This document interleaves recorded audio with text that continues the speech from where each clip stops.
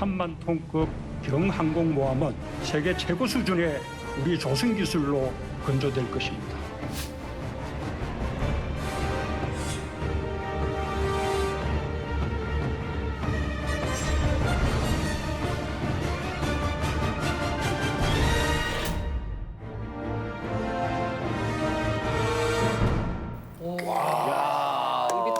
그래도 저런 게 우리나라도. 아니 쌤 지난번에 오셔가지고는 우리 잠수함 강의해 주셨잖아요. 그때는 잠수함이 이제 핵심이다 이러셨는데 오늘은 갑자기 이렇게 항공함으로 나타났으면 이게 또 바뀌는 겁니까? 그건 아니죠.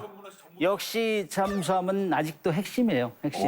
예, 그런데 이제 잠수함 하면은 가장 함장이 좋아하는 타겟대가 뭔지 아세요? 큰 표적의 고가 표적. 그게 항공모함이에요. 항공모함. 잠수함이 공격하는 제일 표적 항공모함이에요. 천적이구나 천적. 천적이죠. 근데 왜 지금 잠수함 전문가가 나왔느냐 궁금하죠? 네. 대부분을 다 잠수함에서 복무하셨던 거 아니에요? 제가 이제 32년을 해군 생활했는데 22년은 잠수함, 10년은 뭐 했겠어요? 10년은 수상함 탔어요. 초급장교 시절이 1986년이니까 초급장교 시절인데 미국의 과정이 있어요. 군사 유학 과정. 제가 그때 이제 시험을 봐가지고 운이 좋게 가서 교육을 갔어요. 군사 유학을. 네. 근데 처음 보여주는 것이 레인저급 항공모함이에요. 저게 근데 사진으로 봐서는 사진으로 보면 작죠. 근데 안에 들어있는 게 비행기들이에요? 들어가면 엄청나요. 저 충격을 많이 받았어요. 첫째는 크기. 배가 큰 82,000톤. 그 당시 제가 해군에 있을 때 가장 큰 배가 우리 한국 힘으로 만든 배가 1,800톤 있어요. 그거는 50배. 저 비행 갑판 보일 거예요? 네. 저 비행 갑판 축구장 크기 3개 정도. 아 저게 지금 축구장 세 개예요? 그다음에 저 밑에는 7, 8층이 지금 격실이 있어요. 저 격실은 저 격실은 비행기 경납고도 있고 승조원 쉬는 데도 있고 뭐 이런 게 있어요. 그런데 여기에 5,000명이 살아요. 5,000명. 5,000명이요? 지금 6천 명까지 타요. 우와. 외부에서 오면. 야, 저기에다가 식당 차리면 대박 나겠다. 식당 한 달, 두 달. 역시 사업 잘하시는 분 틀리네. 그럼요. 식당이 하루에 18,000명을 만들어요. 18,000명. 와우. 조리하는 사람만 300명. 우와. 우리 한국의 구축함 인원이 300명. 합쳐서? 전체 인원이. 그런데 그 인원이 조리에만 한 조리에만. 와우. 도시네요, 도시. 그러니까 갑판은 비행장이잖아요. 네, 항공기가 그 밑에는 승조원들이 거주하는 도시. 그러니까 여기서 길 잃으면 끝나요. 아 길도 잊어먹으신 거예요? 네, 길 잃으면 찰수. 그래 다 주소가 돼 있어요. 주소가. 그래서 격실 2, 3천 개 되니까. 병원, 뭐 도서관, 체육관, 다 있겠지. 그다음에 영화관, 방송국. 혹시 저기 없는 거 죄송한데 빼놓고 다 있어. 없는 거 빼놓고. 네. 찜질방도 있나요? 찜질방은 저희가 질문을 이상하지 말라 했잖아요. 미국 자체의 찜질방이 주의를 줬는데도 계속 저러네. 네, 일단 주의 하나 나왔습니다. 좋은 질문 하나 1번 주의 하겠습니다. 1번. 저 갑판에 그럼 비행기가 몇 대 정도 저기 있는 건가요? 레인저급은? 한 7, 80대. 7, 80대? 80대. 저기 뭐 어떤 배는 90대까지 살 수 있는데 이게 다 틀려요. 작전 유행에 따라서. 쌤, 근데 저거 항공모함 안 쓰면은 어디다 둬요? 어디다 둬요? 주차 어디다 하냐는 말씀이시죠? 저기는 어디다 둬요? 저렇게 큰 큰데. 배를. 그런데 이제 통상적으로 해군은 3분 개념. 작전 반 3분의 1, 대기 3분의 1, 그다음에 수리 3분의 1. 술이. 윤아 씨, 쉴 시간 없어요. 그냥 바다에 항상 있어야 되는 거네요, 사실상. 네, 훈련을 수시로 해요. 이 항공모함 혼자 다니면 불안해요. 비싸잖아요. 사람도 많고. 그래서 호위함이 많아요. 구축함. 우리 이지스 구축함 알죠? 네. 그렇기 때문에 오케스트라, 거기에 지휘관 오케스트라 지휘자 같이 다 봐야 돼요. 이런 훈련을 엄청나게 해야 돼요.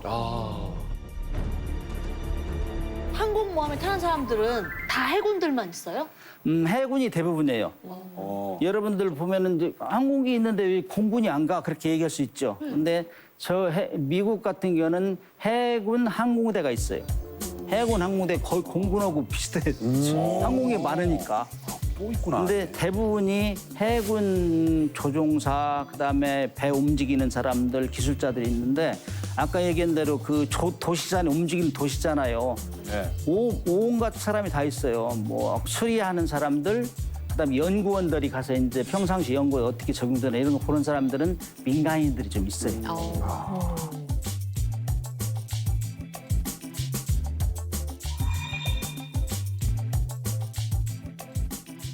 근데 이렇게 도시라고 해도 과언이 아닐 정도의 그 항공모함을 이제 우리가 만들 수 있다고 했을 때 정말 좀 남다르셨을 것 같은데요.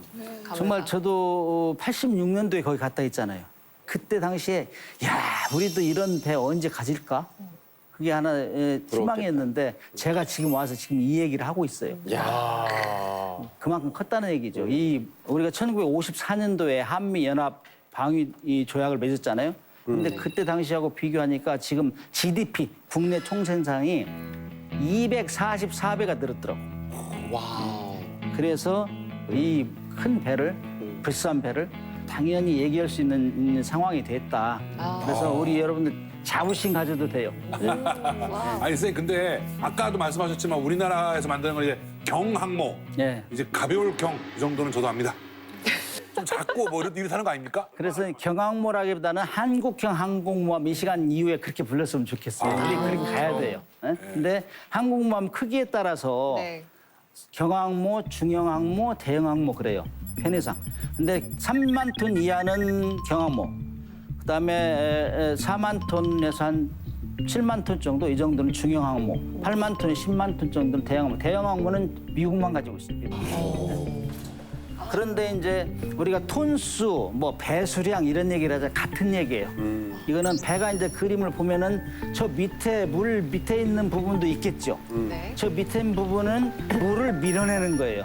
무게에 의해서. 그 밀어낸 양의 물을 톤수 또는 배수량 그래요. 만약에 사람이 욕조에 들어갔을 때 이해가 가시- 넘치는 그렇죠, 거 그 그렇죠. 정도 생각하면 이해 잘하시네. 그렇게 설명할 거 잘못했네. 근데 우리가 갖고자 하는 거는 3만 톤급의 265m, 폭은 43m, 최대 속력 50km 이런 정도로 지금 생각을 하고 있는데 그런데 처음 시작할 때는 기본 설계라는 게 있어. 기본 설계. 네. 기본 설계, 그 다음에 상세 설계하면서 건조하는 절차가 있는데 기본 설계 기간 동안에 이 배의 재원, 성능, 그 다음에 뭐 장비 배치, 그 다음에 이 배의 가격이 이렇게 쉽게 말해서 견적이 나와요, 견적이. 그러니까 기본 설계 3년 내지 4년 하려면서 이제 바뀔 수도 있죠.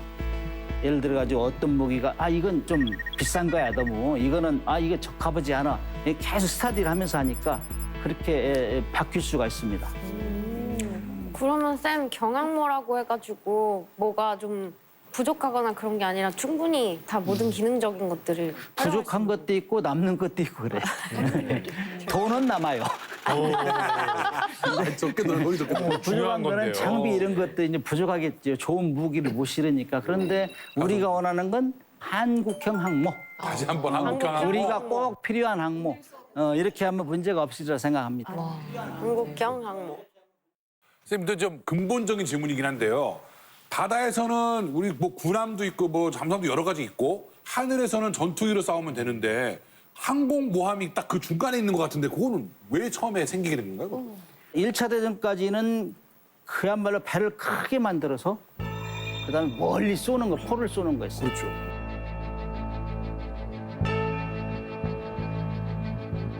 그런데 수평선 넘어 있는 걸 공격하려면은 안 보이잖아요. 그러니까 독일에서 맨 처음에 제플린 항공기를 띄워가지고 영국 쪽을 정찰한 거예요. 정찰하고 저쪽으로 가서 공격을 해라.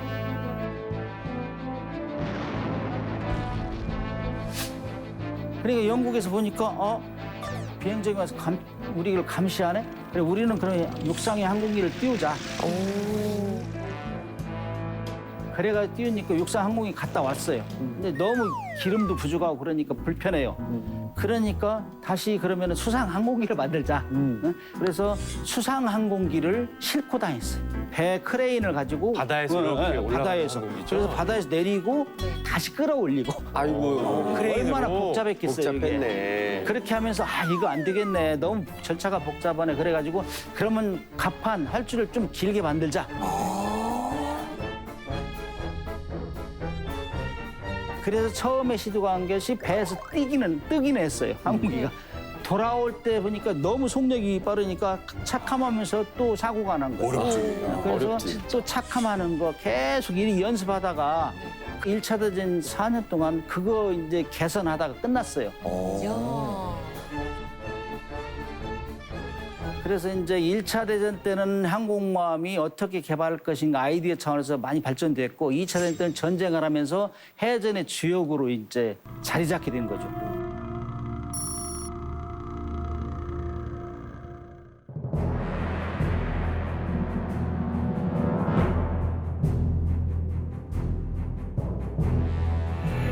아, 저 때 일본이 항공모함이 있었네.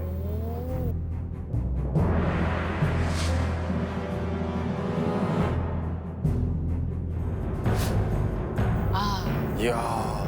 가만히 있지 않았죠.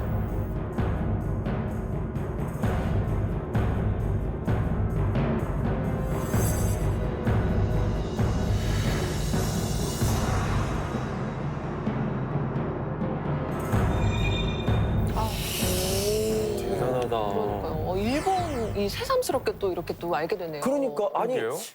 저희가 대충 어렸을 때 공부했을 때는 가미가제 특공대를 모집해서 일본에서부터 날아가서 돌아오는 기름이 없으니까 거기서 자살 폭격을 했다라고 생각만 하고 있었는데 일본이 항공모함이 있었네요.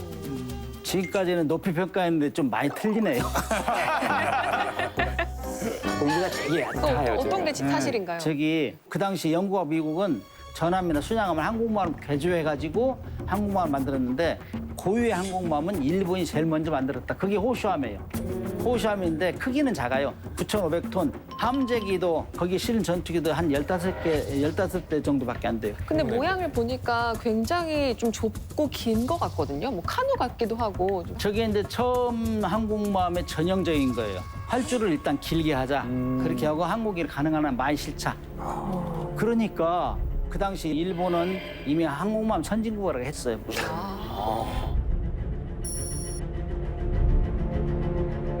그때 당시에 일본하고 미국과 관계를 잠깐 설명을 드리면은 일본이 그냥 아시아 공영권 다 장악하겠다 해서 우리는 그때 이제 치하에 있었고 일본 밑에 있었고 그래서 계속 확장하면서 중국까지 대륙을 이제 접수하겠다. 그러니까 미국하고 영국에서 이걸 막지 않으면 큰일 났다 그래가지고 석유를 수출을 금수 조치해서 그때 당시까지는 80% 이상을 미국에 수입했어요. 석유가 없으면 전쟁을 할 수 없거든. 항공기 배 뜰 수가 없거든. 그러니까 일본이 야 이거 큰일 났다. 이거 미국하고 이제 협상을 해서 석유는 계속 받아야 되는데 그러면서 이제 협상에 유리하기 위해서 진주만을 그냥 폭격해버려야 되겠다. 네. 길을 들여야 되겠다.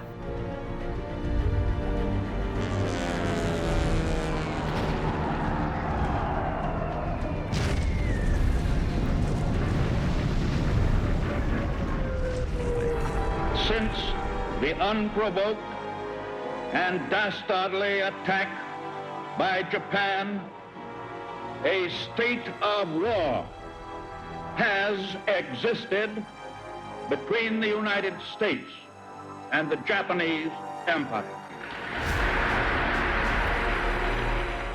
루즈벨트 대통령이 정말 이건 용서할 수 없다. 그래 온 국민이 일본을 그만두면 안 돼. 그래가지고 항공모함에 항공기를 실어가지고 일본 근해 1000km까지 와가지고 공습을 했어요. 도쿄를 퍼부었어요. 이거. 예, 맞아요, 맞아요.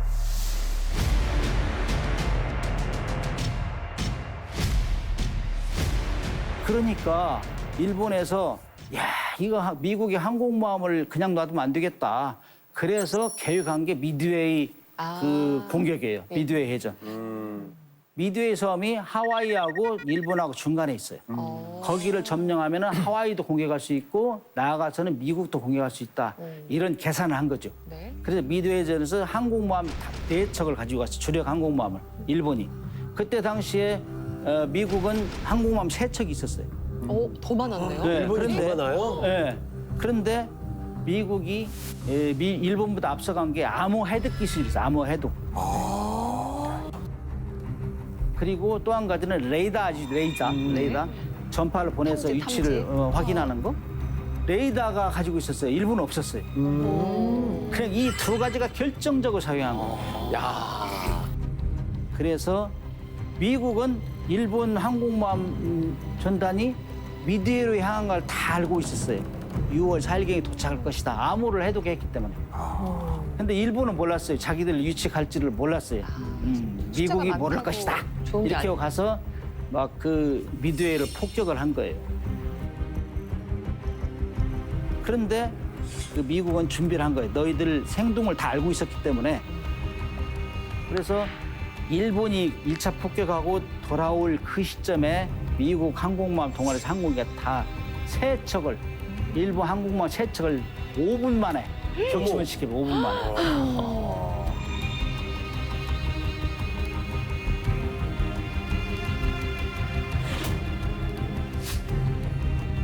그래 그때부터 전세가 완전히 뒤집어진 거예요. 그래서 차근차근 해서 이 태평양 모든 섬을 탈환하게 되죠. 그래서 항공모함이 태평양도 주역이었다. 아니 뭐 쉽게 말하면 일본이 그러니까 그거 항공모함이 있어서 전쟁에서 조금 그러니까 유리하게 했다가 일본은 항공모함으로 기발하기 시작을 했는데 네. 항공모함으로 시작해서 항공모함으로 패망의 길을 걷기 시작한 거죠.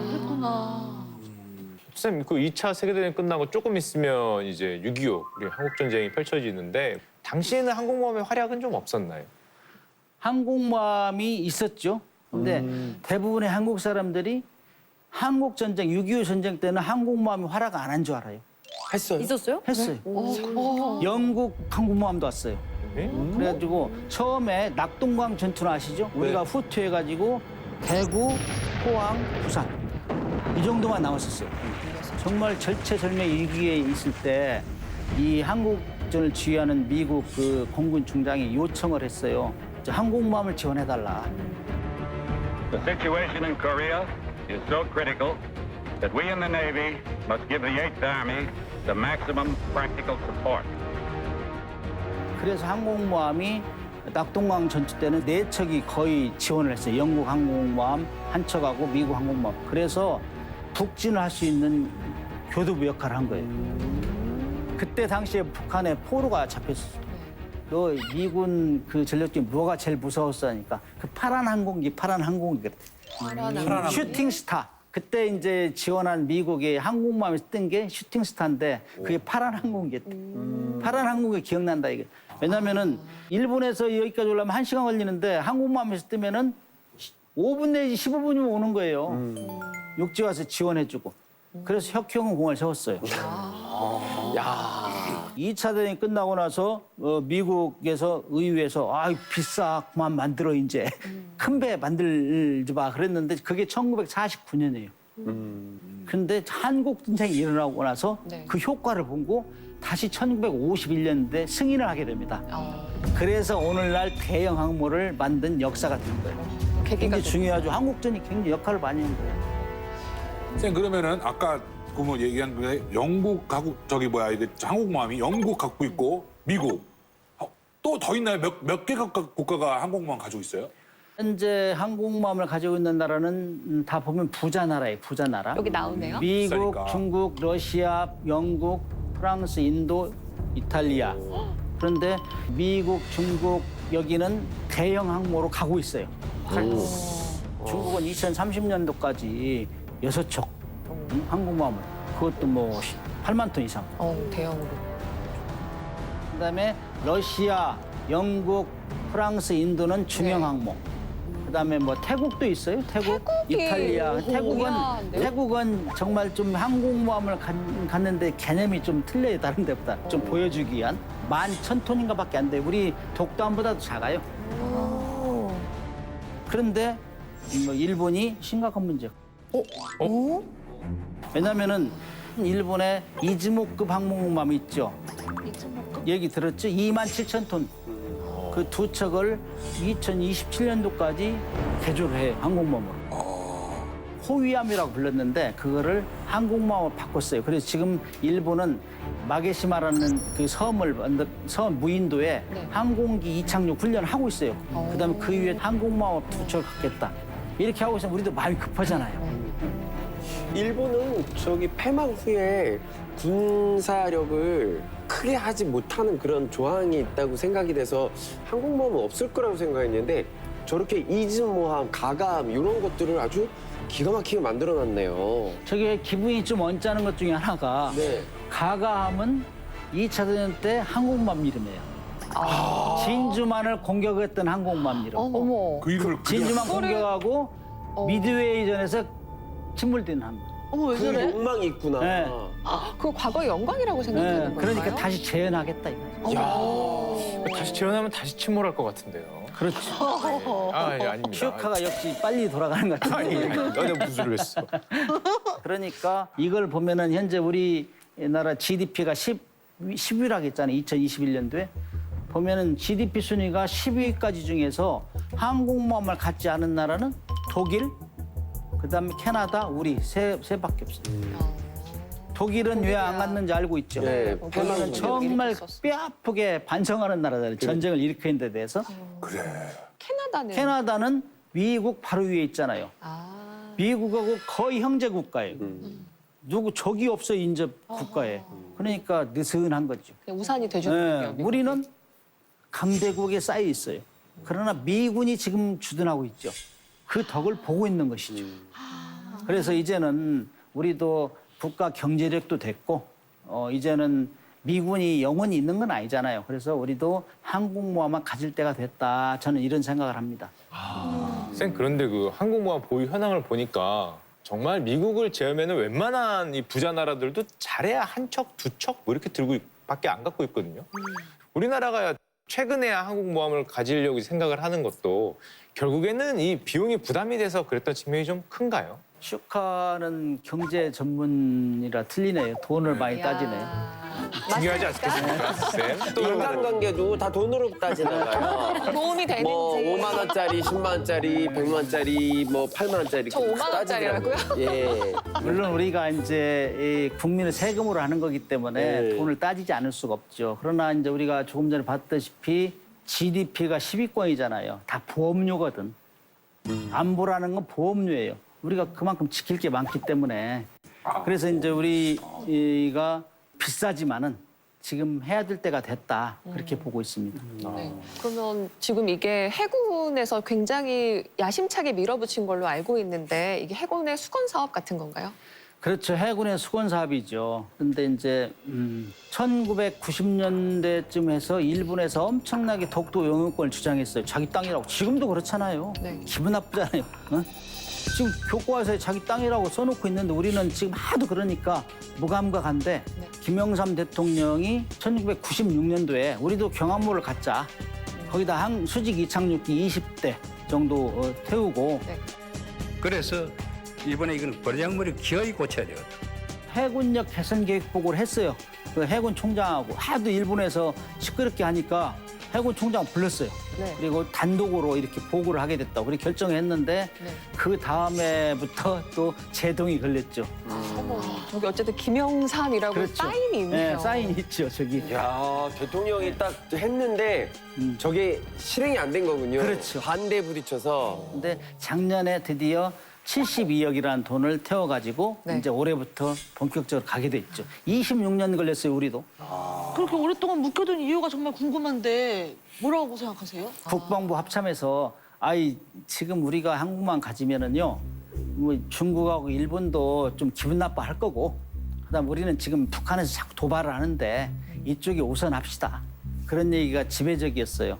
그렇게 해가지고 그게 또 브레이크가 걸린 거예요. 그리고 우리가 한미 연합 훈련을 하면은 UFG 아시죠? UFG 을지 프리덤 을지 가디언. 프리덤 가디언스 이거 할 때는 미군 항공모함 전단이 4개가 와요. 4개. 동해 2개, 서해 2개. 그때부터는 거의 미 해군이 다 전투해줘요. 거의 미 해군이 다 전투해줘요. 우리 한국 해군은 미군이 안전하게 도피할 수 있도록 일본의 그 역할을 저 기분 나빴어요. 현역에 있을 때. 우리 걸 다 해주고. 그러니까 우리 이제 순위부들도 아, 미국이 있는데 뭐 해군 전력 늘릴 필요 있어? 이런 생각이 팽배한 거예요. 그래서 참 답답했어요. 그러나 미군이 영원히 주둔할 거라고는 누구도 확신할 수 없는 거예요. 그죠? 그리고 최근에 여러분 2020년 말에 트럼프 정부 말에 방위비 분담금을 올려달라고 했어요. 맞아요. 네, 어마무시하게. 엄청 올렸잖아요. 그때 한꺼번에 500%를 올려달라고. 맞아요, 난 맞아요. 저도 이슈였죠. 기분 엄청 나빴어요. 이건 뭐 시장 장사하는 것도 아닌데. 그러니까 어른이 어. 애한테 야 겁박 주듯이 너 아니 이거 사. 뭐 한미 이러고. 혈맹이라고 하면서 그럴 수 있느냐. 저 두 분이 잘 방송 맞으신 여러 것 번 나왔어요. 저도. South Korea and I have made a deal. They've agreed to pay a lot more money toward the United States. 3만 2천 명의 미군이 한국에 있고 82년 동안 한국을 도와왔다고 했습니다. 그런데 미국은 아무것도 얻지 못했다면서 이는 불공평하다고 말했습니다. 그때 당시에 한 500% 올려 제가 계산해보니까 한꺼번에 5조 700억 올려달라는 거예요. 너무하네. 이거 있을 수 있어요? 그때 당시에 뭐라고 나온지 알아요? 주한미군 철수할 가능성이 있어. 이걸로 이제 협상 지렛대로 가지고 나오고 이것이 오늘날 현실이에요. 그래서 그렇다고 미군을 나가라는 건 아니에요. 미군 있으면 좋아요. 그러나 항상 나머지 워스트 케이스에 대비하는 게 군들이거든. 그래서 이제는 국력도 컸어요. 크고 돈도 있어요. 그렇기 때문에 자주적으로 국방을 해야 된다. 저도 최근에 가끔 깜짝깜짝 놀라는 뉴스가 뭐 미국 부대가 철수할 수도 있다 뭐 이런 얘기를 가끔씩 뉴스를 들으면 때 되면 한 번씩 나오는 거 아닌가? 아, 얘 왜 이런 소리를 하지? 약간 현실로 벌어질 수 있겠다. 심지어 용산의 미군 부대가 다 철수했잖아요. 평택으로. 1952년 용산에 미군 기지가 들어선 뒤 담장이 철거되는 건 68년 만에 처음입니다. 저 이태원에 살면서 진짜 그런 날이 있을 거라는 생각을 못 했어요. 이태원 경기 다 빠졌거든요. 평택으로 다 이전해가는 바람에. 근데 그것도 다 우리 돈으로 다 한 거잖아요. 평택도. 그런데 아까 보유 상황도 그렇고 결국에는 항공모함 만들려면 뭐 비행기도 실어야 되지 않겠습니까? 그럼 비용이 엄청나게 들 것 같은데 이번에 우리가 만드는 이제 한국형 항공모함 예산은 어느 정도 들 걸로 생각되시나요? 비용을 끝까지 물고 들어지는데. 얼마 들지 궁금합니다. 한 번만 얼마인지. 아무튼 경제 전문가하고 있으면 피곤합니다. 근데 정말 중요한 안보는 거니까요. 돈이니까. 그리고 안보 그 돈이 사실 우리의 세금으로 이루어지는 거니까. 네, 맞아요. 사실. 질문 잘하셨어요. 예.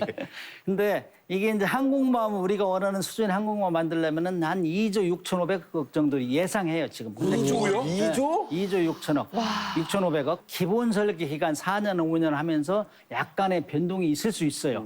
거기다가 이제 항공기까지 실으면은 항공기가 한 3조 정도 추가되면은 한 5, 6조 정도 될 거예요. 그런데 이게 2조 6,500억이면은 네.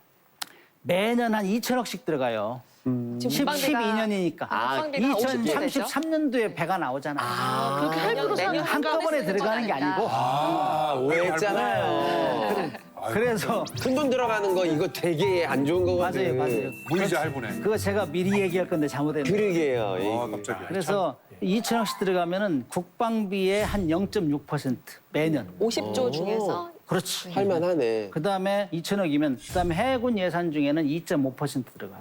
그러니까 우리가 부담 감당할 수 있는 범위다. 이렇게 이해하시면 되고 슈카 씨한테 별도로 청구가 나가지는 않을 거니까 너무 걱정은 하지 마시고. 그리고 이게 조 단위가 넘어가니까 이거 돈도 꽤 많이 들고 시간도 많이 좀 소비가 되는데 이것 때문에 좀 반대하는 목소리도 꽤 만만치 않다. 이런 얘기도 좀 들었거든요. 일단 돈이 많이 든다. 예, 기간도 길다. 그리고 이제 불침항무다. 한반도는 뭐 대구 뭐 어디 저 수원 이런 데 다 비행기가 어디로 뜰 수 있다. 불침항모가 무슨 뜻이에요? 불침항무라고 얘기하잖아요. 불침. 가라앉지 않는 항모다. 한반도 자체가 항공모함이다. 우리나라가? 왜냐? 항공모함은 생긴 것도 항공기를 그러네. 싣고 다니는 거잖아요. 네. 근데 여기는 항공기를 띄울 수 있잖아. 그렇지, 곳곳에. 곳곳으로. 일본, 뭐 중국, 뭐 북한으로 띄울 수 있고 그러니까 불충한 거다 이거예요. 그리고 지방 공항도 되게 많잖아요, 요즘에. 그렇죠. 거기서 다 전쟁 시에 거기서 다 뜨면 되는 거 아니에요? 네. 근데 지금 북한이 미사일을 수천 발씩 가지고 있어요. 탄도미사일도 가지고 있어요. 그렇지. 그럼 맨 처음에 어떻게 해요? 대전 공항부터 공격하는 거예요. 그렇지. 그러면 살아남아야 되잖아요. 6.25 때 같이. 아니 쌤 근데 우리나라가 땅덩어리도 좁고 옆으로도 막 껴있잖아요 이렇게. 그래가지고 항모가 가기에는 바다가 좁지 않느냐. 이게 좀 이런 표현이 좀 그런데 이게 수영장 지키자고 너무 큰 배를. 수영장이라니요? 이게 너무 우리가 해역이 좁아가지고 못 우리가 나가잖아요. 지도를 멀리. 보면은 진짜 그래요. 갈 때. 근데 배 타고 나가 보세요. 한 10km만 밖에 나가면 안 보여요 아무것도. 그렇지. 그렇죠. 바다만 한번 보이긴 보이지. 하죠. 그게 이제 현실 감각이 좀 부족한 건데 그게 이제 그렇게 아주 부정적인 감만 있는데 왜 일본이나 중국이나 다른 나라에서 계속 항공모함 만들어내겠어요. 그만큼 다 방어 능력도 있고 네. 효과가 있으니까 그런 거죠. 그렇구나. 그러면은 우리가 개발하고 있는 게 3만 톤짜리였잖아요. 조금 더 체급을 올려가지고 애초에 큰 걸 만들 수 만들 바에 한 7만 톤짜리 이런 걸로. 그래, 7만 톤 정도 기술도 있어야 있겠다. 돼. 지를 때 질러. 아이고. 거의 스케일 컷인데 네. 지금까지 교육한 효과가 있는 것 같아요. 네. 효과가 있는 것 같아요. 그러나 미국 같은 나라는 세계 경찰국자를 자부하잖아요. 그래서 5대양을 돌아다니면서 하지만 우리는 사실 우리하고 위협을 되는 국가를 대상으로 그리고 우리하고 경제력이 비슷한 그런 수준으로 해야 된다. 그래서 이제 이태리나 프랑스나 영국이나 그다음에 일본 그런 쪽으로 해서 해야 되고 우리가 처음부터 큰 항공모함을 만드는 국민들이 항공모함 뭔지도 모르는데 막 수십조 집어넣으면 기분 좋아하겠어요? 그냥 결제가 안 나지요, 국민들이. 그래서 이제 그 정도 범위에서 경험도 쌓으면서 안정적으로 가겠다. 네. 이것이 이 보관인 것 같아요.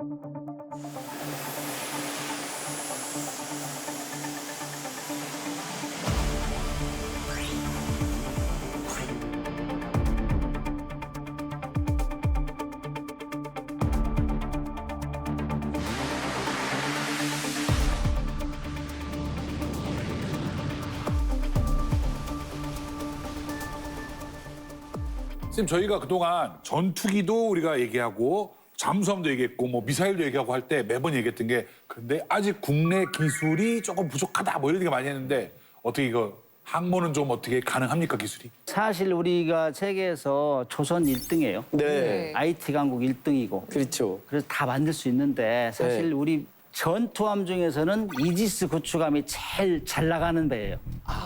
싸움을 제일 잘해요. 이지스라는 말이 신의 방패란 얘기거든. 그 배를 우리가 만들었어요. 그렇죠. 그 배 만들고 독도함 아시죠? 네. 우리 상륙함 그것도 만들고 다 만들었어요. 근데 지금 항공모함은 아직 안 만들었어요. 진짜 왜 안 만들었지? 그래서 단지 처음 하는 거기 때문에 국가 기술력을 총동원해야 된다. 총결집해야 된다.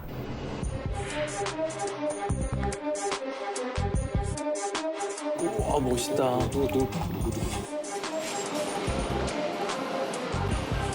만들 사람이 있어야 되고 일단. 우와. VR 수직. 오 지금 헬기도 아닌데?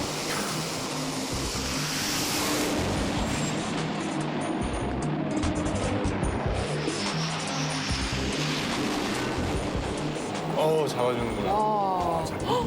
줄인다야.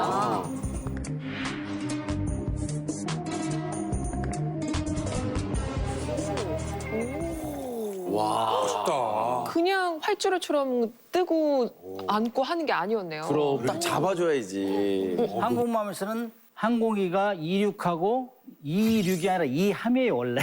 근데 하여간 26 땅이 아니니까. 26 2함에다가 착함하는 이 절차가 대단히 중요해요. 뜨고 내릴 때. 그래서 항공기 조종사 양성도 굉장히 어려워요. 공군기 같은 경우는 뛸 때 450m, 내릴 때 한 910m 이 정도만 있으면 되는데 항공기는 뛸 때 한 100m 내요. 100m 내. 그 안에 떠야 되는 거야. 그래서 활주로가 짧기 때문에 확 밀어줘야 돼. 던져주듯이. 영화 보면은 뭐 공성전 할 때 딱 던지잖아요. 갑판에서 캐터펄트라는 것이 확 250km 이상 시속 던져주다시피 해요. 그래야 항공기가 뜰 수 있도록. 내려올 때는 고속으로 내려오기 때문에 그대로 가면 다시 또 바다에 떨어지잖아요. 잡아줘야 돼. 그걸 어레스팅 와이어 그래요. 어레스팅 와이어. 올라가는 걸 캐터펄트. 그것이 굉장히 비싸고 고난도예요. 좋겠네요. 제가 어느 영상에서 본 게 비행기가 이렇게 쫙 이륙하려고 나르잖아요. 그러다가 이렇게 떠야 되는데 밑으로 가라앉았어. 그럴 수 있죠. 왜냐면은 항공모함은 위에서 보면 손톱만 해, 손톱만. 그렇지. 가판이. 근데 정확하게 핀포인트에서 가야 돼요. 그런데 이제 뜨다가 깔아앉는 바다로 떨어지는 항공기도 있고 그다음에 가판에 내리다가 부딪혀가지고 파손되는 인명순간. 그래서 그 기술이 가장 고난도예요. 이거는 이제 영국이나 이제 선진국과 협력을 해야 됩니다. 쌤, 제가 뭐 얼마 전에 뉴스에서 봤는데 영국의 항공모함하고 합동훈련을 했다 이런 뉴스를 봤거든요. 10월 달인가 그렇죠? 영국의 항공모함 퀸 엘리자베스호가 왔어요. 맞아.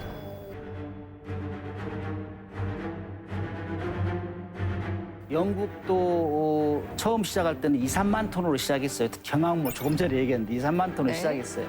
그래서 그게 2017년에 한 척, 2019년에 두 척을 지금 취역해가지고 임무를 하고 있어요. So it takes the Korean Navy, in my opinion, to a Premier League status. Aircraft carriers say something about a country. They say something about your Navy, which is why they are so attractive.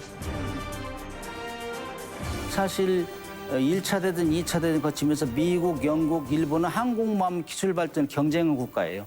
선도 국가예요, 선도 국가. 그런데 영국이 우리가 항공모함 만든다는 알고 있거든. 그러니까 우리 기술 지원해줄게. 이렇게 또 협력을 한 거예요. 그러면 항공모함 안에 싣는 전투기는 조금 다른 전투기인가요? 그냥 아무 전투기만 실으면 안 되는 건 거죠? 항공기를 잘 선택해야 돼요. 항공모함의 주무기는 뭐라 했죠? 비행기.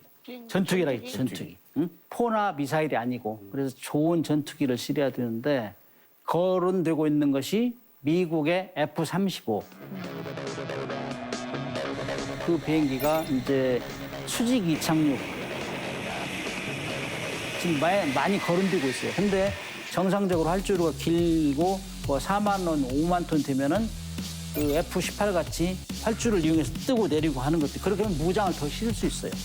쌤, 다 만들어지면 우리나라 항공모함은 공군이랑 해군이랑 같이 관리하는 거예요? 어떻게 되는 궁금하다. 미국 같은 경우는 해군이 워낙 크니까 해군 항공에서 다 해요. 근데 조금 전에 말씀드린 F-35 같은 경우를 만약에 우리가 수입한다면은 F-35A형이 있어요. A형이 지상용이거든요. 근데 F-35B는 우리가 지금 얘기하고 있는 B는 그 항공모함용. 그러니까 처음부터 훈련하는 방법부터 틀려요. 응? 그렇지만 F-35라는 계열이 비슷하잖아요. 외국 거니까. 그러니까 이중 투자를 할 필요가 없다는 생각이 들잖아요. 정비도 같이 하고 교육 훈련도 같이 받고. 근데 공군에서는 지금 난색을 표명하는 게 몇 개 있어요. 해군하고 같이 처음으로 하고 그러면 이 소유권 문제라든지 뭐 누가 니네 주도할 거야 우리 것인가. 거야 책임 문제라든지 오, 정말? 이런 것들이 있고 조종사 양성하는데도 공군 양성하는 순서가 있는데 이 항공모함 조종사 양성을 더 힘든 거야. 또 정비할 때도 뭐 외국에 사왔으니까 그 미국에서 F-35라는 기종에 대해서 굉장히 보안을 유지해요. 영업 보안. 응? 그래서 뭐 정비도 우리 마음대로 못 해. 그걸 기술 종속이라 하거든. 그리고 뭐 정비할 때 일본에 가서 한다는 얘기도 있고 뭐 그런 것 때문에 부정적인 의견도 좀 있어요. 그래서 점진적으로는 국내 개발해야 된다. 그래서 사실 우리가 개발하고 있는 KF-21은 네이비 버전을 지금 연구를 하고 있어요. 항공모함에 실으려고. 해군 버전. 네, 해군 버전으로. 이 국내 개발하면 좋잖아요. 우리가 해외 의화도 전략할 수 있고 또 수출할 수 있고 그런 장점이 있죠. 그러면 사실은 조선이라는 게 산업이 굉장히 주변 경제를 살리는 데 효과가 있다고 알고 있는데 이 항공모함이 직접 만들게 되면 좀 효과가 있을까요? 그렇죠. 이제 좋은 질문이신데 우리가 방위 산업이라는 거는 두 가지를 해야 돼요. 자주국방하고 국민 경제 활성화. 먹거리를 창출하는 데 써야 된다. 다 R&D비는 국민 세금으로 한 거니까. 그래서 영국도 그래서 항공모함 선진국이면서도 불구하고 6개 조선소를 동원했어요. 각 섹션별로 41개 섹션을 나눠가지고 건조해서 한 조선소에 종합해서 조립한 거예요. 그러면 이제 지역 경제도 살리고. 그리고 이제 지금 2조 6,500여 원가 들어간다고 했죠. 일단 추산할 때. 그 정도 투자하면은 그 업체, 뭐 항산업체에 한 3조 이상의 재생산 유발 효과가 있다 이거예요. 우리 돈을 풀으니까 외국으로 나가는 거 아니잖아요. 그러면 나중에 장기적으로는 수출을 하게 될 수 있겠네요. 그렇죠. 이제 수출을 하지 않으면은 국민들이 섭섭해하죠. 돈 투자했는데 그렇지. 다시 들어와야 될 거 아니에요. 그렇지. 연구 개발을 한 건 내가 세금으로 냈으면 다 리펀드 해야 응? 그것이 국민들이 박수치고 그러지. 뭐 맨 자주국방한다고 돈만 가져가면 좋아하겠어요? 물론입니다. 네. 쌤 그러면은 이제 한국형 항모가 개발이 딱 되고 나면 앞으로는 어떤 활동을 하게 되나요, 배가? 걱정되죠. 예. 그러게요. 맨날 서해, 동해, 남해만 거기만 돌아다니면. 세 군데 계속 왔다 갔다 하고. 네. 제가 2006년도에 잠수함 전대장을 했어요. 세척을 지휘하는. 그때 2006년도에 일본 순시선이 독도에 와서 침범을 하려고 했어요. 맞아. 네, 그래가지고 긴장이 엄청 고조됐어요.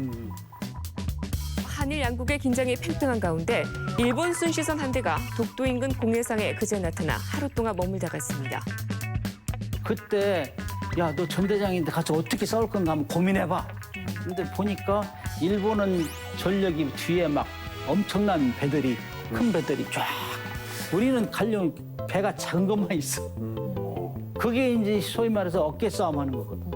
근데 결국에는 그때 굉장히 긴장했어요. 근데 미국의 중재로 긴장이 끝났죠. 미국이 중재했으면 일 날 뻔했어요. 이게 현실이에요, 이게 현실.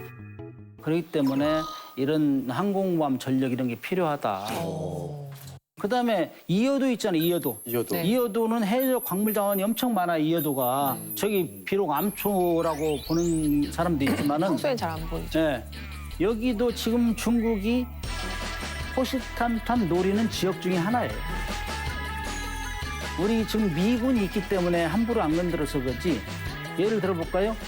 지금 남사군도 있잖아요, 남사군도. 네. 저기 중국의 동남쪽에 거기에 지금 미국하고 중국하고 굉장히 긴장하고 있죠, 남사군도. 필리핀 쪽. 여기 왜 그런지 알아요? 여기가 자원이 많은 데예요. 여기가 세계 원유 저장량 2위에.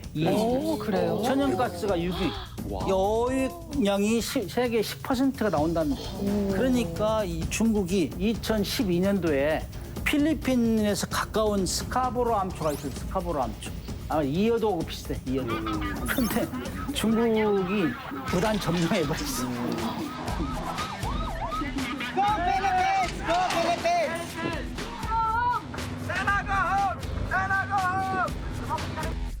그래서 필리핀이 국제상설재판소에 해결해달라. 그러니까 거기서는 중국 너희들 잘못했어. 판정을 했어요. 그게 4년 걸렸어, 4년. 판정하는데, 2016년도에. 그러니까 중국이 그 판정하는 날 해군 전투태세 준비해. 그래서 시진핑이 힘으로 누르겠다. 이런 현상이 이여도에도 그대로 올 수 있다. 우리는 3, 4천 톤짜리 가서 밀어낼 수 있어요.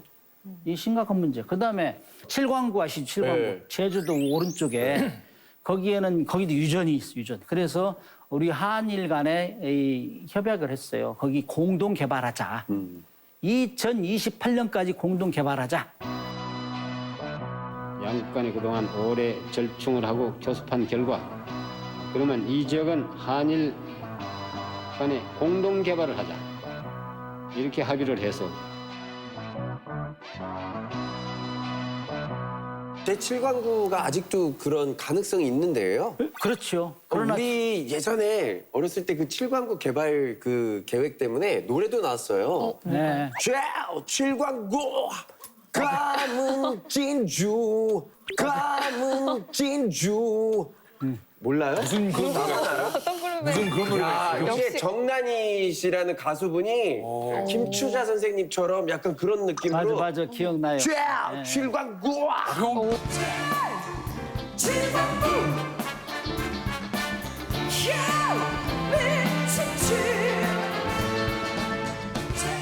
석유 금방 나오는 줄 알았어. 우리 상륙 되는 줄.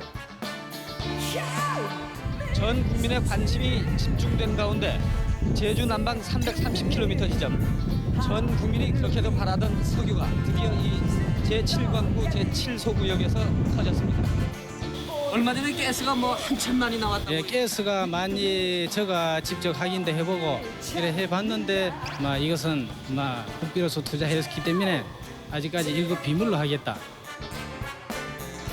우리 한일 간에 2028년까지 공동 개발하자 약속을 했는데 일본에서 액션 안 해요. 일본에서 액션 안 해요. 왜 그런지 아세요? 2028년도에 지나면 자기들 혼자 하려고 속셈이. 그러니까 이런 거 문제가 생기면은 가서 그냥 입으로 막을 수는 없잖아요. 그러니까 우리의 DNA는 국토를 방어했던 DNA가 엄청 세요. 근데 우리가 피부로 못 느껴서 그렇지. 그래서 이제 한국마음은 정말 존재 자체로만 해도 일본을 압박하는 거고, 그다음에 중국도 이렇게 뭐 한국마음 6척, 일본이 4척 이렇게 하고 있는데 임진왜란 때 조총 가지고 할 때 우리가 이거 활 가지고 하다가 혼났잖아요. 맞아. 그러니까 조총을 가지면 같이 가자. 네? 조총 가졌는데 활 가지고 쏘면은 무섭게 알잖아요. 똑같은 거예요. 그래서 그걸 함부로 건들지 말도록 해야 돼요. 우리가 세계 10위권의 경제 대국이에요. 세계 10위권 경제 대국이 이런 정도의 한국만 갖는 거는 전혀 사치품이 아니다. 안보 사치품이 아니다. 이런 생각을 해요. 그래서 이거는 해군의 무기만이 아니에요. 이거는 공군, 육군이 같이 해서 작전하는 합동무기 체계라고 합동무기 체계. 그리고 국가 전략 무기. 지금 우리가 어렵게 해서 시작하고 있지만은 국가 전략 무기가 정말 우리를 국민과 재산을 생명과 재산을 보호하고 국토를 안전하게 방어하기 위해서는 반드시 필요하다 그런 생각을 합니다. 근데 이런 것들이 하루아침에 되는 게 아니고 우리 이런 오늘 열띤 토의를 했는데 이런 과정을 거쳐야 가능하리라 이렇게 생각합니다. 여러분들 응원 많이 해주세요. 네. 어쨌든 저희 오늘 이렇게 또 한 번의 수업을 들으면서 21세기형 거북선이 드디어 좀 진정하게 탄생하는 게 아닐까 하는 기대도 갖게 되는데요. 여러분들께서 열띤 응원과 또 관심 많이 보내주시면 좋겠습니다. 또 한 번의 뜻깊은 강연 들려주신 문근식 쌤 여기서 보내드릴게요. 큰 박수 보내주세요.